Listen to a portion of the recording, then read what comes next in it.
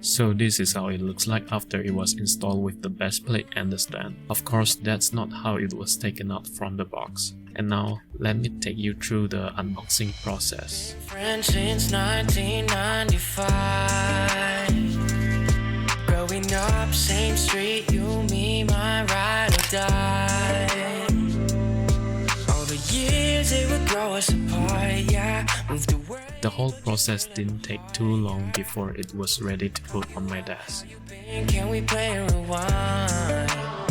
Here are the cables included in the box. I think the USB-C cable are able to charge my laptop, but I'm going to use only HDMI for now. I'm not going to review the monitor as there are some parts that requires professional tools and knowledge, such as the technical details on color, accuracy profile, and so on. However, I'll leave a link in the description down below so you can check out the full specification on this model.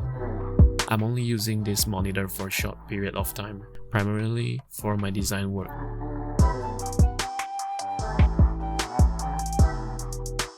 I really like this monitor so far and it hasn't given me any bad experience. It also has a thin bezel and comes with a nice looking stand. However, I wish they could make the stand to have a better cable management.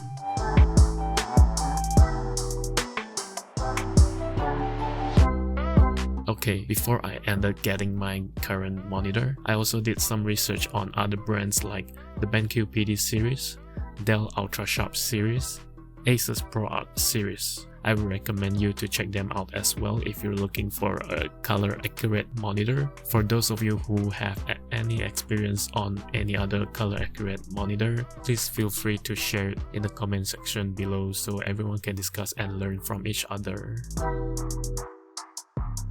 Unfortunately, I couldn't provide a link to buy this monitor as this monitor is only released in China by the time I'm posting this video.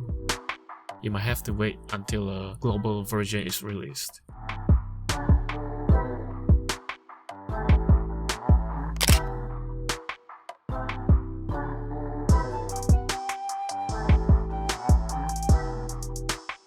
I later changed the stand for a monitor arm and a laptop arm that also comes with better cable management as my current desk setup. Before I end this video, I want to put a disclaimer that this is not sponsored by AOC. Hope you enjoy the video and see you on the next one.